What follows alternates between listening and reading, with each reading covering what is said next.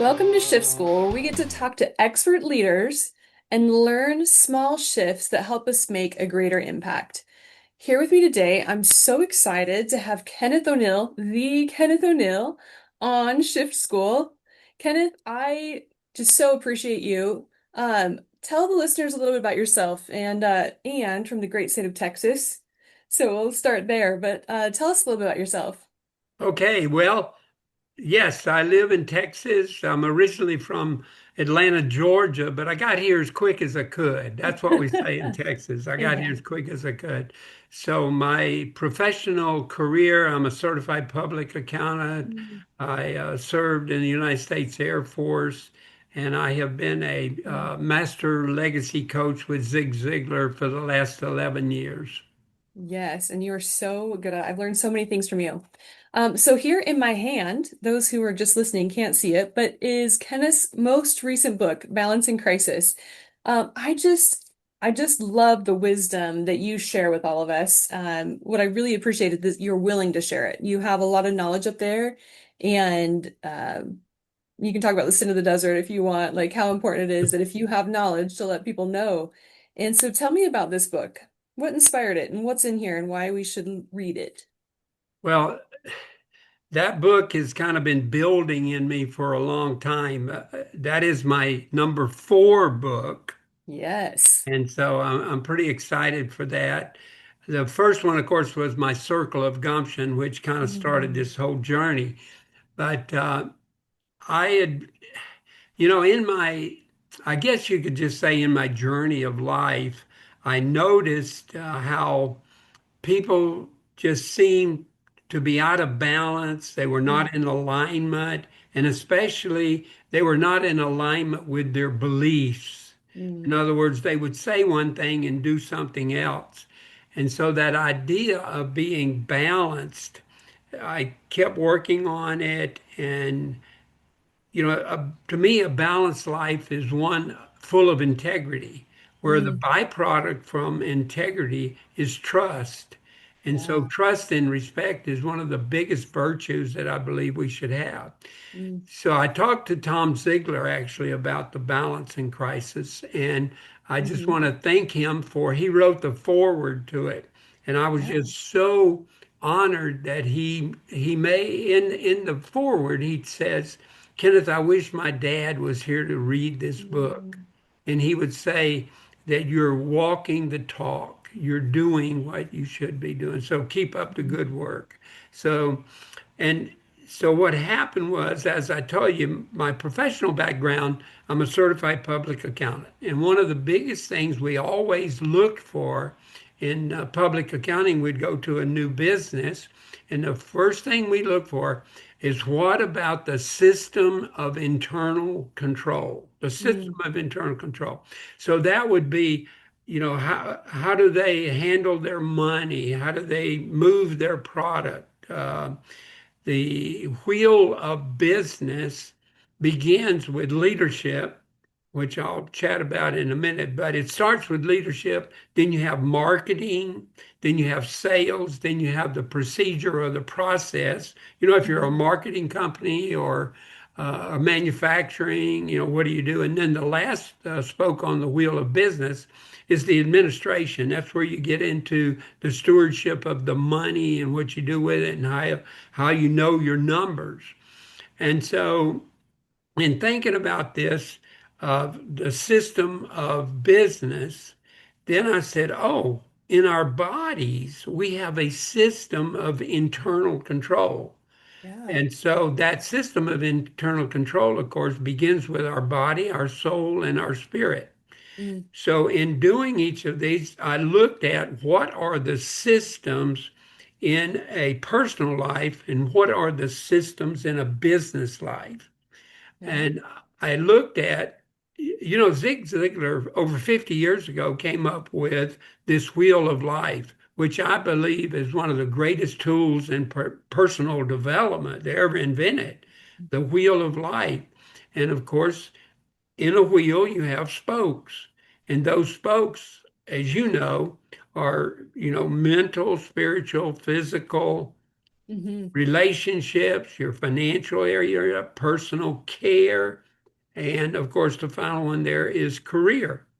Yeah. So I took the Wheel of Life and I took a copy of it and I put it on the table. And then I looked at the hub that is in that Mm-hmm. wheel. And inside of there, I put three spokes: the body, the soul, and the spirit. Mm-hmm. So that's in there. So now we've got seven on the wheel of life. We've got three in the hub. So that's 10. Mm-hmm. And then I took the wheel of business and placed over top of that. And I ended up with 15 spokes in a wheel. And I call that the wheel of balance. Okay. Now, so when Yeah. I'm talking about a wheel of balance, I'm talking about alignment with what you believe, Mm-hmm. aligning with your virtues and Hmm. living that life of legacy. And so when we start off here, we look at leadership first. All Hmm. right. And leadership is influence. Yeah. And I believe that in that the influence that you have as a leader, you take responsibility Mm-hmm. for creating the atmosphere or the environment for all the people you are around, especially your team members. All Yeah. right. So in my alliteration, I use leadership, location. Location is that environment, it's that atmosphere. And so Mm-hmm. from location, which is created, that atmosphere and environment is created by the leaders. And then you Hmm. go from location, you go to legacy. And you and I know that legacy is, what are people going to say about you 100 years after you're gone? That's your Hmm. reputation. But that legacy is not built at the end of life. It is built in your everyday activity. You do what I call legacy legacy uh, habits, if you will. And Hmm. so then from legacy, we go to love. And Yeah. as we all know or should know, that love really covers everything, and it Mm-hmm. brings the leadership and the location and legacy. It brings it all together when you have Hmm. love. And Mr. Ziglar said, that there's nine things that everybody wants out of life. Beginning with, they want to be happy, they want to be healthy, they want to be have prosperity. And Hmm. some people want to be, of course, more prosperous than other people. All right. Yeah. But we go on through the contentment and friends and family, being secure, being content. And then number nine there is people want to be loved and they want to love. And, Yeah. and we should do everything that we do, we should do it in love. Hmm. So in pulling those spokes together on my balance, wheel of balance, I was thinking about what can we do to Mm. be perfectly balanced? Yeah. And I guess I just have to back up here. Back in 2015, I'd been married 25 years, and one day my wife said, I don't want to be married anymore. All right. Mm. So that was in 2015. And I admit, I mean, I was broken and I was questioning God, what's going on here? Why is this happening? Yeah. And so for about 6 or 8 weeks, I got into Zig Ziglar and started working with them. I started reading my Bible more. I came Mm-hmm. up with what we call the perfect start every morning. Spent a Hmm. couple of hours with my Bible and my devotionals and my positive thinking. And Hmm. so shortly thereafter, uh, I'd gone through the divorce, gone to Ziegler, and at that time, I was on the staff of uh, an academy preparatory school for kids that I call them kids that were 18, 19. One of them was 20, but they Hmm. wanted to go to one of the armed service academies. So Yeah. we worked with them, and I spent about 12 years working with the academy. And so I gave a speech at the local hospital. and it was on caretaking for Hmm. the caretakers and how do you care for patients. And it was talking a little bit about relationships and how do you create, once again, a great atmosphere. Hmm. And so this guy asked me, he said, would you be willing to give that speech to another group of people at another hospital? I said, sure, let's talk about it. So we went for coffee and he's telling me about the hospital. And I said, gosh, that sounds great. Yeah, I can do it. When do you want to do it? He said, oh, the early part of December. I said, oh, okay. And I started to walk away. And then I looked at him and I said, where is this hospital? Hmm. He said, it's in Rwanda. Oh, Rwanda, that's Africa. yeah. And I looked him right in the face and I said, my grandmother told me if I would accept Jesus into my life, I didn't have to go to Africa. And, and, and the guy told me, he said, I think God changed his mind. He Mm. wants you to go. He said, we're only going to be gone 10 days. I said, okay, Mm. I'll go. Well, I went to Africa and my whole world changed. My whole world Yeah. changed. We were working with orphan children Mm. that came out of the genocide in Rwanda. Their families had all been killed and massacred, murdered. It was just a terrible, the pain was tremendous, Mm. tremendous pain. And Hmm. then, but what happened to me was that I can remember to this day, there was a little boy, he was about 4 years old, and I was in a line with other people, and we were handing out clothing, and we had computers for the bigger kids. We had soccer balls and different things we were giving to the kids. And so I had a little pair of shorts and a t-shirt and a pair of tennis shoes in my hand. And so I was holding them out, and the little boy looked at me, had these big brown eyes, and I just fell in love with the guy. And Hmm. I could say, I could just hear him saying, is this really for me? Can I Mm. keep these? Are they mine? And so, of course, since 20, that was in 2015. So since that time, I have been supporting. We do a lot of Zoom calls. I work with pastors over there. It's Hmm. just been a delight. And, sometimes we ask God why certain things happen. And I began to see why that terrible thing. And in my book, the original book I call The Circle of Gumption, I talk Hmm. about the dastardly D's, Yeah. ABC D's, divorce, disease, disruption, Hmm. disillusion, all those things. So I Hmm. wrote about them. And then I questioned, why did it have to happen to me? Mm. And, we don't know the ways of God. We don't know what he's thinking about. He's Hmm. omnipotent, he's omnipresent, he's everywhere, and he knows, and our ways are not his ways. Mm. But I finally figured out my trip to Africa, Hmm. I'd have probably never gone to Africa. I'd have Mm. never been able to change those people's lives. Yeah, I would have, I'd have probably never met you.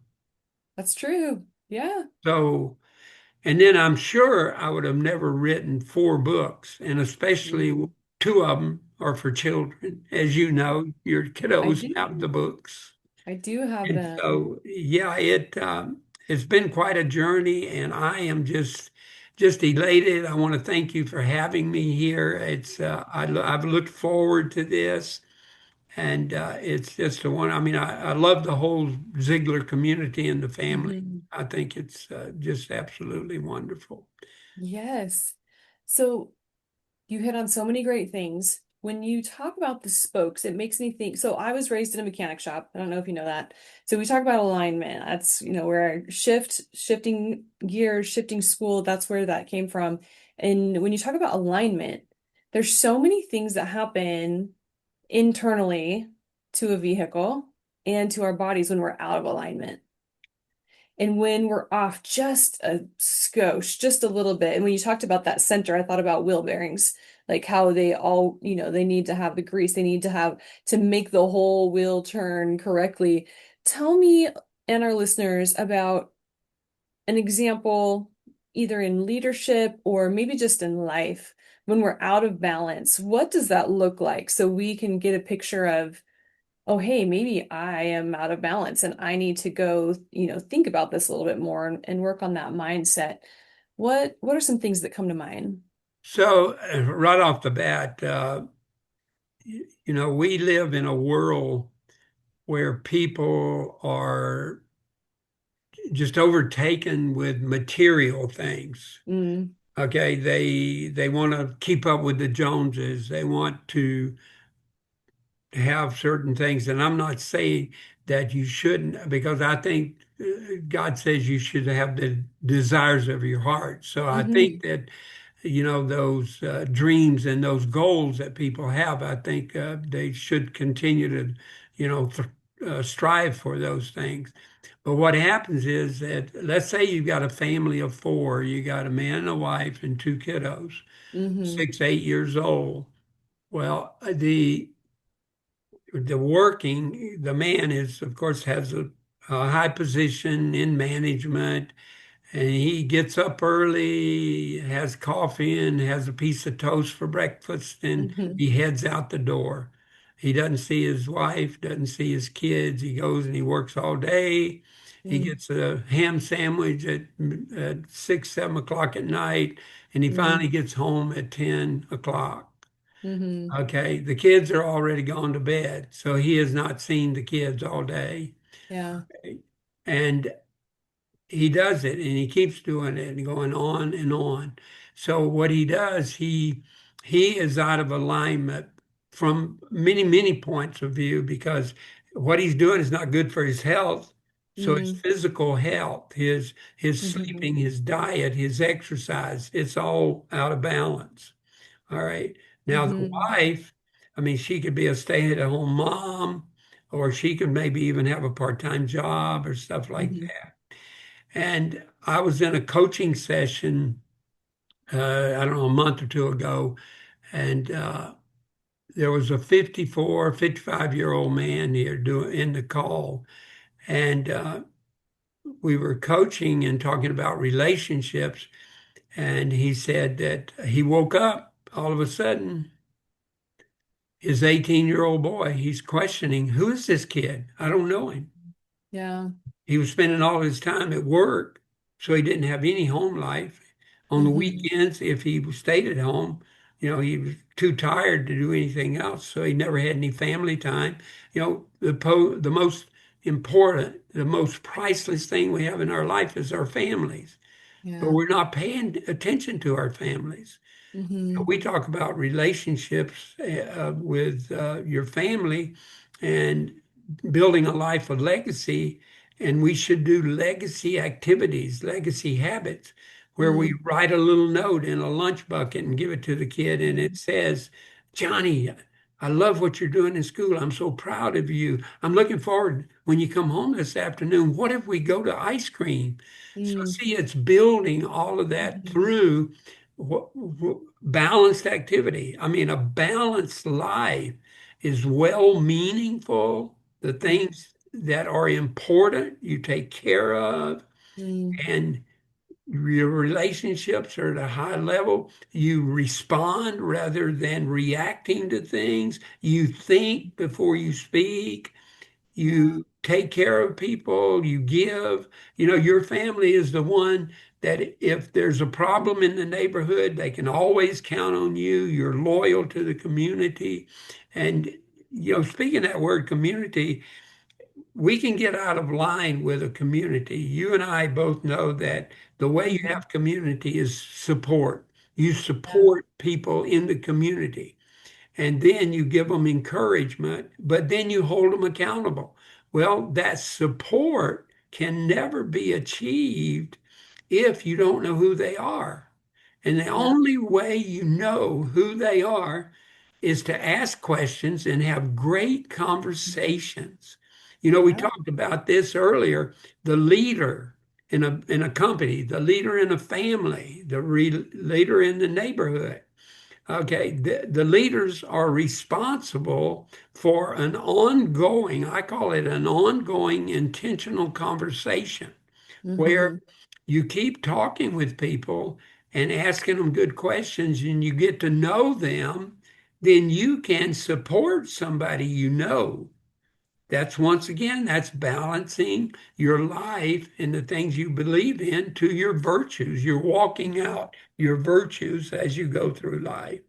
So Yeah. your question is really great, but there's so many things. And my question is, how in the world can we reach Mm-hmm. complete balance? I Mm-hmm. mean, how about on our wheel of balance, those 15 spokes? Mm-hmm. How can we have a number 10 in all of them? Now, Yeah. I'm not saying that you won't be pushed off and something, but if you're mature and you really are living a life of integrity Mm-hmm. and being a light in the world and doing the proper things, you can get back on. You can Mm-hmm. get back in balance quickly Yeah. if you have done the right things. And of Mm-hmm. course, when we start our coaching programs, we always say, what do you want to be? What do you want to do? Mm-hmm. What do you want to have? And so it's so important to have a Mm-hmm. target of what you want to do. And going back to those 9 things, number one, I think people want to be happy. And so Mm-hmm. I think that if they'll work, you're going to see in that book, there are some things to do in each system. I do a system of communication, a system of legacy. I think there's 14 systems that are included in that book. And Yeah. in each one of them, there is a formula or a solution as to how to have balance on that spoke in Mm-hmm. that book. Yes. Yes, it is incredible.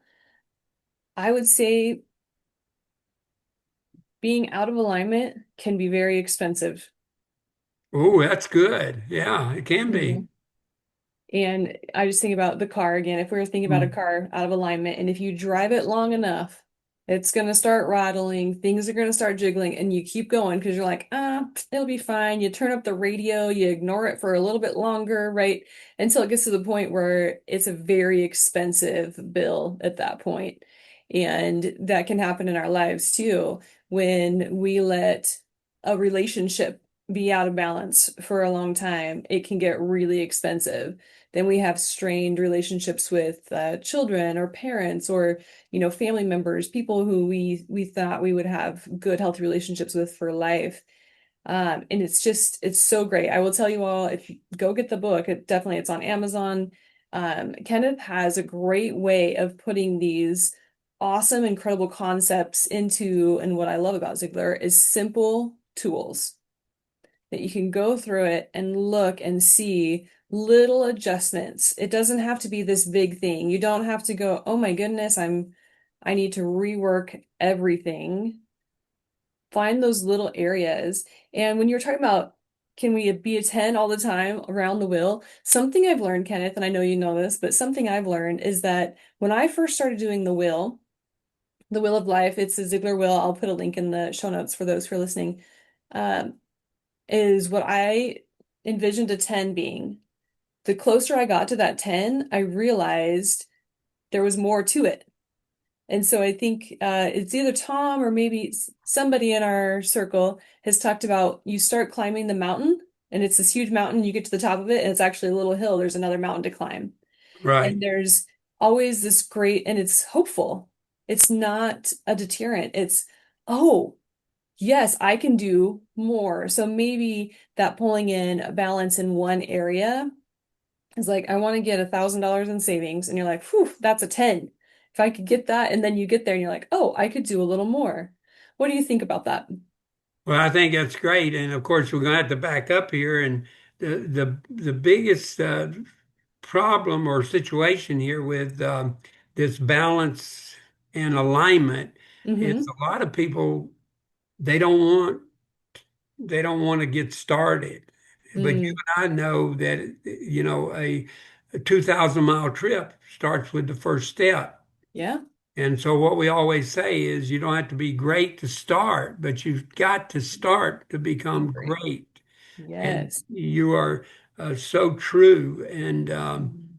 in that balance that of doing the things that we must do.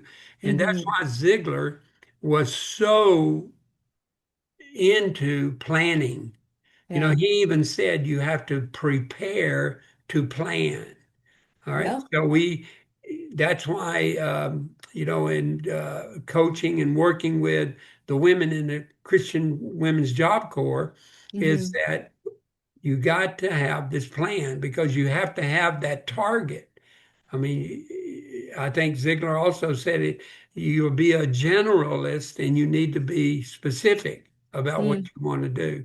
So Hmm. yeah, getting there and climbing that mountain, and you know that, clarity, the closer you get to that vision, the more Hmm. clear it gets. And Hmm. yeah, when you start something, you take that first step, you might not have any idea where you're going to end up. And Hmm. in my coaching practice now, when I'm coaching people, I say, okay, look, we're not uh, totally here with all the information, but let's start with only 50% or 75%. And let's Hmm. do that for 2 or 3 weeks and then see where we go. And also in Hmm. my coaching practice, you know how difficult sometimes it is to get people to realize what their purpose is. What is their Hmm. why Yes. in life? And so I always just tell them, okay, as we get closer, you'll know your purpose. You'll know why. Hmm. But why don't Hmm. we agree that right now we are going to be working on the habits for a life of integrity and legacy? Hmm. Okay, the steps to Hmm. integrity, the steps to legacy. Hmm. And so then about 2 or 3 weeks into that, one of the classes, they'll come to one of the sessions, they'll say, I see it, I see it. Yeah. I was coaching a young man uh, last year, and we're still coaching now, but last year we got started, and he told me, he said, Kenneth, I don't see it. I don't see that Hmm. what you're telling me I can be. I don't see it. No. Hmm. But about 6 months later, he told me, he said, I see it. And he said, thank Hmm. you for bringing out what I never saw that you did see. So, I love that. There's so many things you touched on. I talk a lot about leadership on this podcast, and the listeners, if they've listened to more than one, they've heard me say over and over again, good leadership, you have to have empathy, you have to have courage, you have to have communication, vision, and trust. And I love that your leadership, location, legacy, and love, I feel like really said just about everything with those. That empathy piece, there's that balance of seeing people, there's the balance of the legacy and making intentional conversations and taking responsibility is huge. And that responsibility breeds trust and right, helping teams and fighting for the highest possible good of everyone that you're responsible for and making sure that you're paying attention to those needs. I love that. And I know I've said this many times, but I look forward to the day that we get to go to Rwanda get together. My trip to India was the closest to Africa that I've been on that side of the right. ocean. Well, So that was a look great forward. trip, though. You had, oh Yeah, boy, you tremendous effort. That was great. Yeah. yeah. It's You so bring up a rare. good point about leadership and empathy. Uh, Hmm. when I was with the academy, one of the things I did a lot of speaking on was how does a second lieutenant control a brand new squadron of Mm. cadets? Yeah. And the word that comes out is empathy. He or she has got to be able to say, I know what you're going through. I know where you were. I know I can, Mm-hmm. and then we can co-create a plan when we get balanced and we can go forward. Hmm. I empathy is something I'm diving more into. It's one of the chapters in my next book coming out, because it's so important, but there's a lot of misconceptions about empathy. And so one thing that I found interesting is when I did the research, so I digging through some of those scholarly reviews on empathy, they said the best way to develop empathy in your life is to go serve people. How awesome is that? I'm like, wow, that Wow. aligns really well with my That topic. does. It 'Cause, yeah, lines right yeah, up with what you're doing. Yeah. when, like you said, that little boy who's like, "Are really? This is for me?" And all you did, Kenneth, was say, "Yeah, I'll go," and that's it. And you went, and you got there, and it would be interesting to talk to that. I'm sure that boy is, probably late teens now, a little older, He's and 15, I think. Yeah. 15, yeah. The impact that that has on we never know, right? All we have to do is say yes. And seeing that, it translates into how we be better leaders for our teams, for sure. Right. Yeah. When we have more empathy, and we can't feel everything everyone does, and we can't experience everything everyone does, but if we stop for a moment and just see people, yeah, if we just are willing to stop and see them, Yeah. how that greatly impacts our leadership. And So, people really, truly, they don't really, right, they just don't really care what we know until they know that we care for them. And yes, that's where effective communication comes in, and being able to have a well-meaningful conversation. yes, yes. Yeah. I love that. Well, I know you and we could talk for hours Yeah, because we you just could. have so many awesome things to say. But I'll ask you the question I ask everyone. So we're here at Shift School. What is one simple shift that you could give to our listeners today to help them go make that impact that we can start thinking about and digesting and taking that one small shift to change something in our lives?